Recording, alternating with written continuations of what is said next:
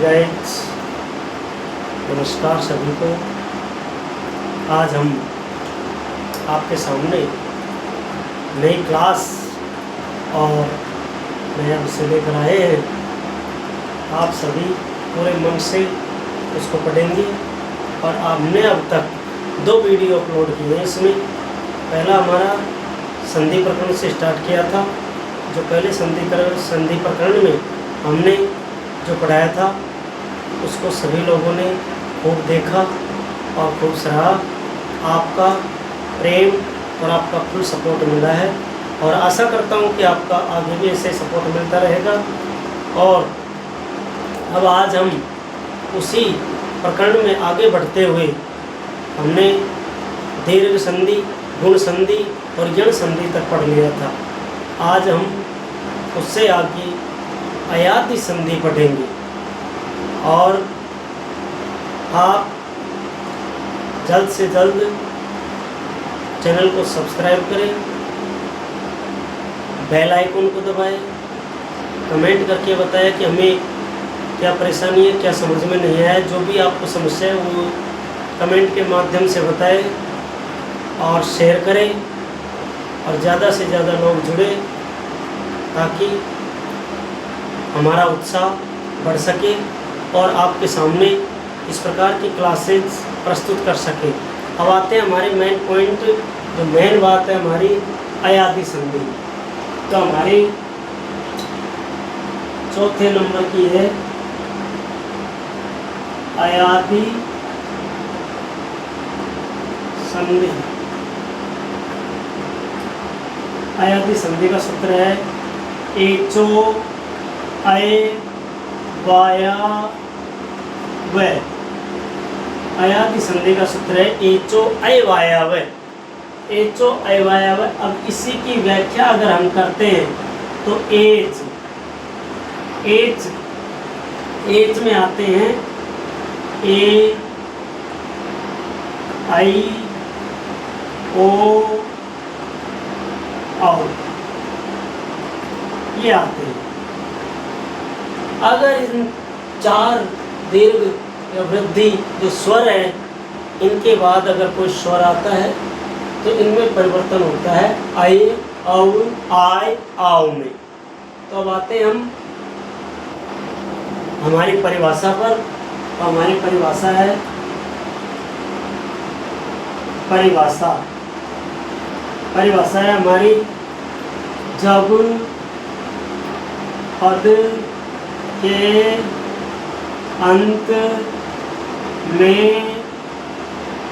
के अंत में एच का मतलब होता है ए ओ आई औ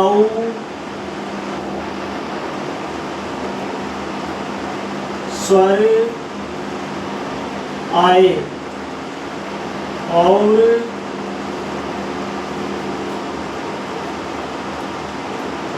उसके बाद कोई भी स्वर आए तो आए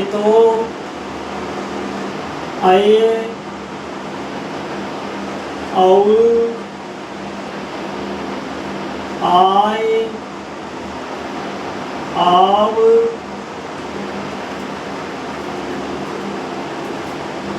हो जाता है उसे अयादि संधि कहते हैं।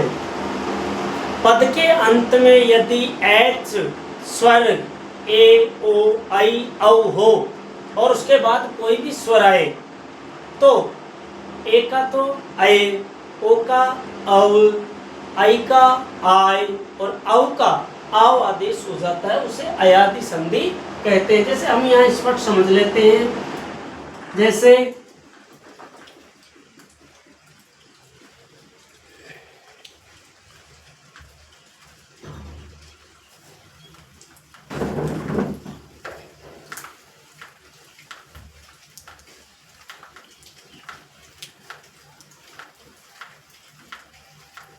जैसे हमने लिख दिया यहाँ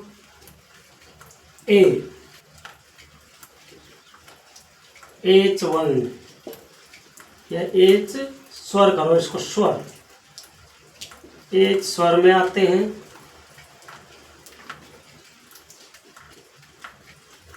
A O I औ प्लस स्वर आए। अब अयादि वर्ण बनेंगे तो इसमें करेंगे हम आए औ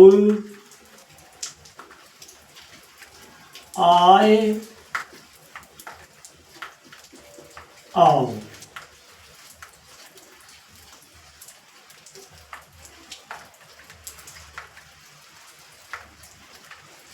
ये लीजिए, इस प्रकार से हमारे ये वर्ण हो जाएंगे।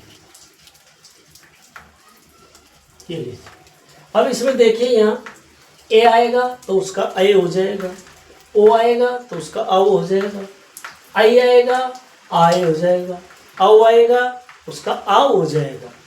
अब हम उदाहरणों से समझते हैं। जैसे मैंने यहाँ लिख दिया नैनम।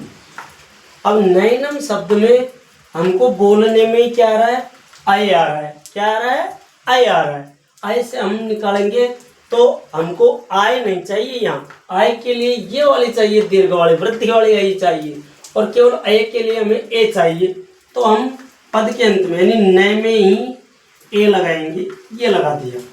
अब ये का हलंत रहता है तो हमको यहाँ अनम निकालना पड़ेगा। क्या निकालना पड़ेगा, अनम निकालना पड़ेगा। अब हमारा संधि विच्छेद हो गया, ने प्लस अनम, ने प्लस अनम। अब ने प्लस अनम है तो इसमें हमको ने में से ये नए हलंत हो जाएगा, ए बार निकाल लेंगे, प्लस अनम आ गया। अब न ऐसे कैसे हलंत रहेगा, ए का क्या हो जाएगा, आय हो जाएगा। तो हमने यहाँ ए का आय कर दिया और प्लस अनम है। अब हमको इनको जोड़ना है।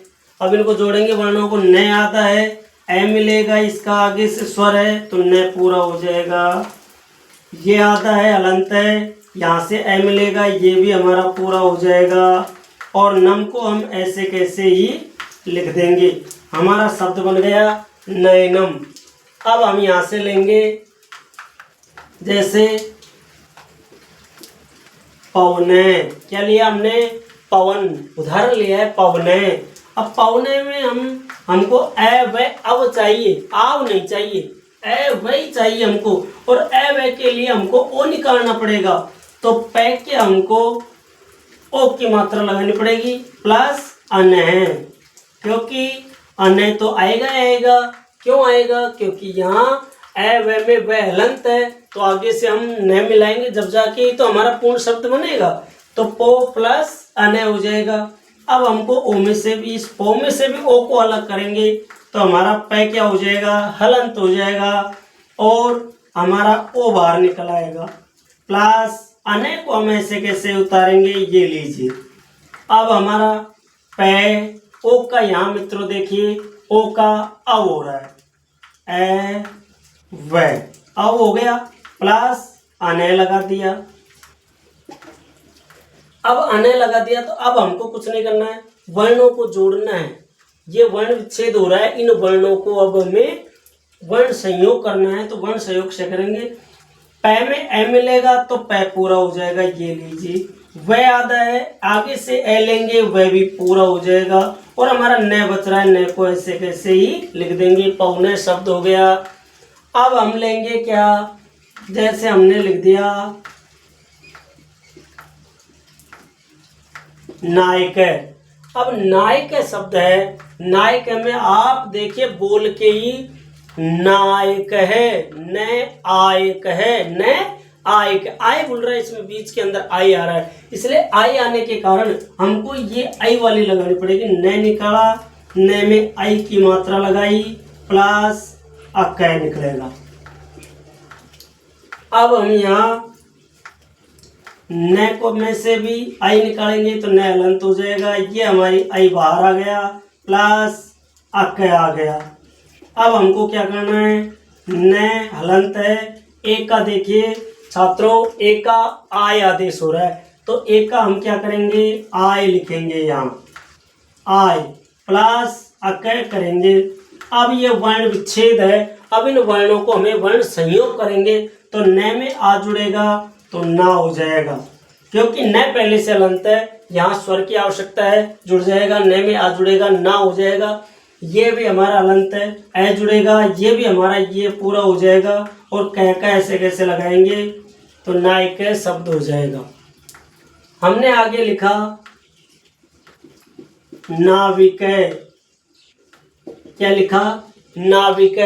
अब नाविक में नाविक आव आ रहा है, आव आ रहा है तो हमको ओ निकालना पड़ेगा, ओ।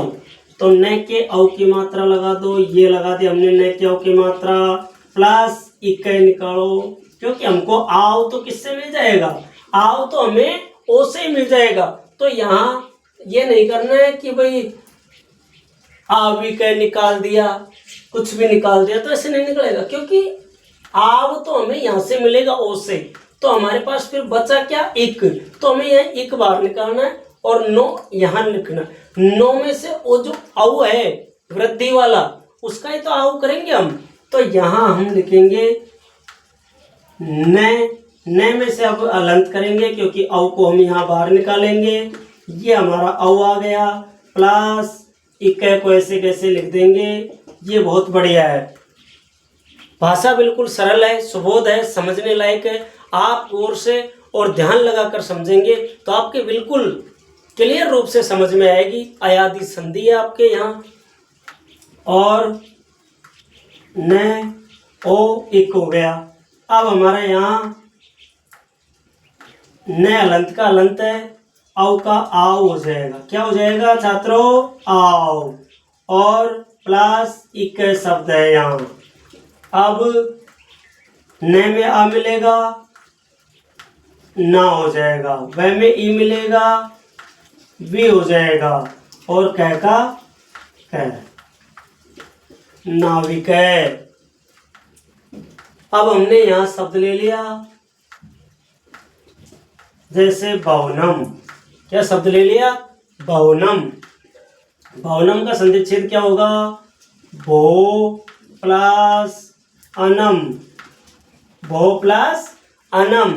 फिर हमने यहाँ ले लिया भय को हलंत करेंगे तभी हमारा ओ स्वर बाहर निकलेगा। जब भी कोई स्वर को व्यंजन से अलग करते हैं तो व्यंजन अलग होते ही व्यंजन हलंत हो जाता है, आधा हो जाता है, क्योंकि व्यंजन वर्ण स्वरों की सहायता से बोले जाते हैं और स्वर स्वतंत्र होते हैं, उनको किसी की सहायता या किसी दूसरे पर आश्रित रहने की आवश्यकता नहीं होती है। लेकिन व्यंजन स्वरों पर आश्रित होते हैं, इसलिए जब उनमें व्यंजन में प्रत्येक व्यंजन वर्ण में स्वर मिला हुआ होता है, अगर कोई मात्रा नहीं लगी हुई है तो उसमें ए तो छिपा हुआ ही है, क्योंकि ए के सहयोग से बोला जा रहा है। और यदि मात्रा लगी हुई है तो फिर स्वर स्पष्ट रूप से दिखाई देगा। जैसे भय के ओ की मात्रा लगी हुई है तो भो हो रहा है, इसका मतलब इसमें ओ है, क्या है इसमें ओ, इसमें ओ है, तो भय ओ आ गया प्लस अनम।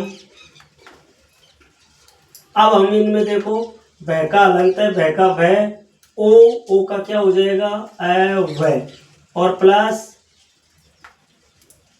अनम हो जाएगा, क्या हो जाएगा, अनम हो जाएगा। अब यहाँ भय में ए मिलाएंगे, भय वै न में, क्योंकि इनमें मिलते जाएंगे। भय में ए मिलेगा, भय पूरा, वै में ए मिलेगा, वै भी पूरा, न में से कैसे आ गया। अयादि संधि को एक बार और देख लीजिए। अयादि संधि का सूत्र है एचो ऐ वायाव। एच में ए आई ओ औ ये स्वर आते हैं। परिभाषा है सीधी है, जब पद के अंत में एच ए ओ ऐ औ स्वर आए और उसके बाद कोई भी स्वर आए तो आए का तो ए का तो अय, औ, आय, आओ हो जाता है, उसे अयादि संधि कहते हैं। जैसे इससे स्टेप से भी आप समझ सकते हैं। ए, एक स्वर में ए है, इसका अय, ये लघु ओ है, इसका औ, ये वृद्धि है, ये इसका आय, ये वृद्धि ओ है, आओ हो गया। इनमें अगर आपको कोई भी समस्या है तो आप कमेंट बॉक्स में बताएं कि सर हमें ये समझ में नहीं आया है, इसको दोबारा करें, तो अगले पार्ट में उस चीज़ का मैं दोबारा समाधान कर दूंगा। और भी कोई ऐसा उदाहरण हो जिससे आपको दिक्कत आ रही है तो उसका तुरंत आपको समाधान किया जाएगा। और आप जुड़ जाइए हमारे चैनल से। चैनल का नाम है Jeevika Sanskrit classes by M.K. Shastri, Suratpura. इस समय मैं Adarsh public senior secondary school Bhairawas Pyao Gangapur road Lalsot में कार्यरत हूँ।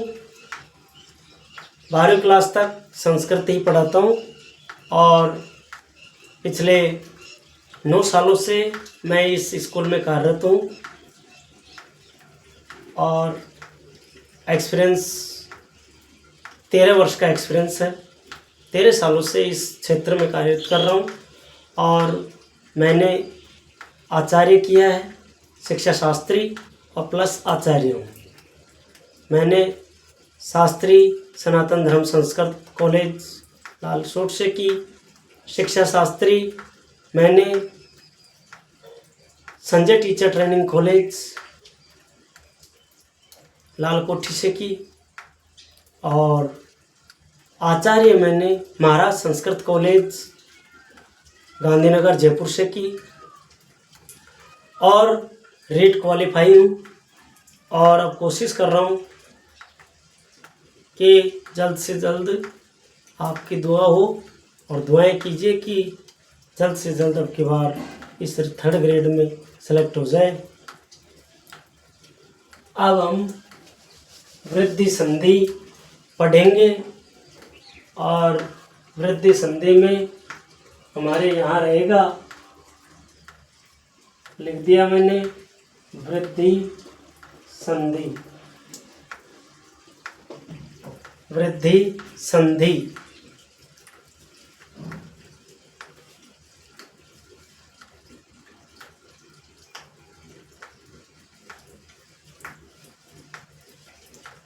वृद्धि संधि का सूत्र है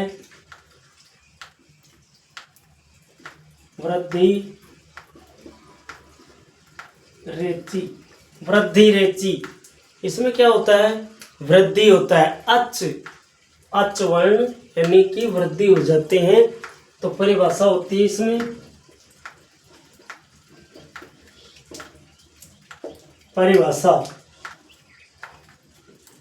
जब ए या आ के बाद ए, आई, ओ, औ स्वर आए तो, स्वर आए तो, स्वर आए तो ए, आई का वृद्धि आई तथा ओ, औ का वृद्धि और हो जाता है, उसे वृद्धि संधि कहते हैं। अब वृद्धि संधि कहते हैं जब ए या आ के बाद, हमने पढ़ा था गुण संधि में ए या आ के बाद ई उ री आएगा तो वो तो गुण संधि हो जाएगी। लेकिन हमने यहाँ पढ़े हैं ए या आ के बाद ए आई ओ औ आएंगे तो उनका वृद्धि आई औ हो जाएगा। जैसे उदाहरण से समझेंगे, मैंने लिख दिया सदैव। क्या लिख दिया मैंने? सदैव। इसको सही लिखते हैं, डबल मात्रा वाला है ये, वृद्धि वाला सदैव। इसका संधिच्छेद करेंगे तो सार्थक शब्द होने चाहिए सदा प्लस एव। सदा प्लस एव, सदा प्लस हमेशा ही, सदा यानी हमेशा, एव यानी ही हमेशा, दोनों पद क्या है इसकी सार्थक है। अब हम क्या करेंगे, देखिए यहाँ देखिए आप, द में आ है तो हमने क्या लिख रखा है, जब ए या आ के बाद, तो यहाँ आ है, आ के बाद ए आई ओ औ इनमें से कोई वर्ण आता है तो यहाँ देखिए ए आया है, आया है दोस्तों। मित्रों ध्यान से समझो उस चीज को कि स का स और दा में से आ को बाहर निकाल दो तो द अलंत हो जाएगा, आ हो जाएगा, ठीक है। प्लस ए वैसे कैसे लिख दो।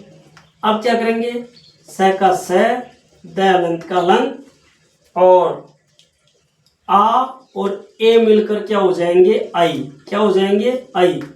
प्लस बचा क्या, वह। अब इनको मिला दो, वर्णों को मिलाएंगे तो स का स, द आधा है, एक की मात्रा लगेगी तो ये लगा दिया वह, और वह को ऐसे कैसे लिख दो, सदैव। जैसे हमने लिख दिया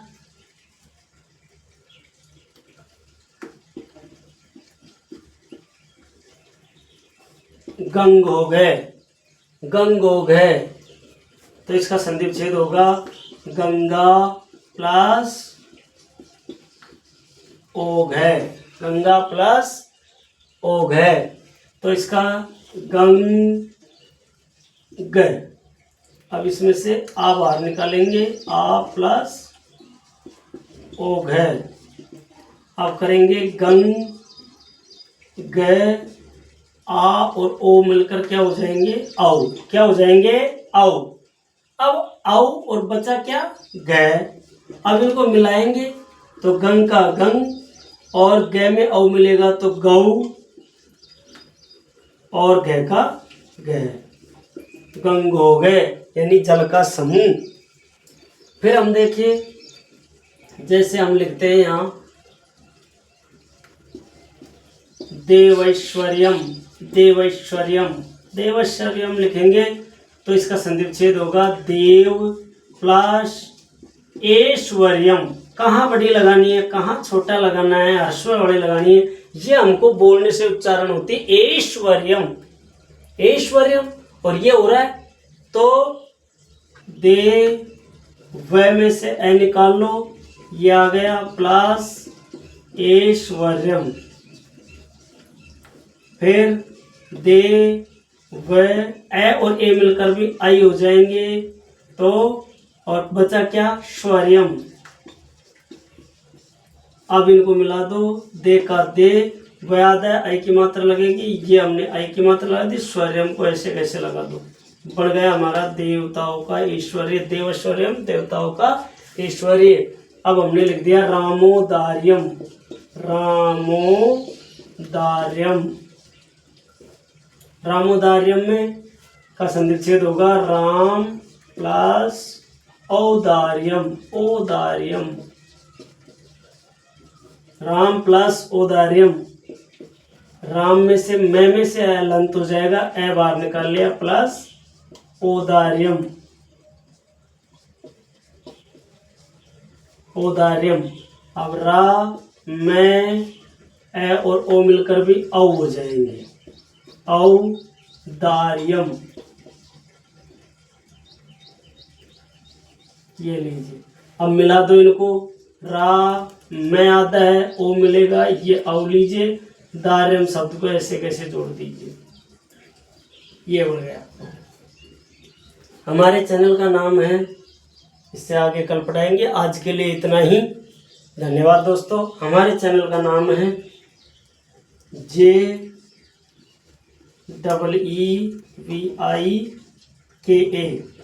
जीविका, SANSKRIT, संस्कृत क्लासेस, ये हमारे चैनल का नाम है। चैनल को सर्च करें, सर्च करके और सब्सक्राइब करें। बाई है, by MK Shastri Suratpura, by MK Shastri Suratpura. ठीक है, धन्यवाद दोस्तों। लेकिन ख़ास तौर से ये 8 से लेकर 12वीं तक, कक्षा 8 से लेकर 12वीं तक में संधि विशेष रूप से है ही, तो ये 8 से 12 तक का क्लास का भी मैटर है। और जो भी आप प्रतियोगी परीक्षा देते हैं जो संस्कृत से संबंधित है, उनमें संधि का टॉपिक अवश्य ही रहता है। तो पढ़ें, आगे की भी तैयारी करें। जो थर्ड ग्रेड की तैयारी कर रहा है संस्कृत से, उसके लिए भी है ये महत्वपूर्ण। तो आप सभी इसको हल्के में न लें और तैयारी करते रहें। रोज़ आपके लिए क्लास डाली जाएगी। अब इसके आगे का हमने कल पढ़ाया जाएगा। तब तक के लिए धन्यवाद।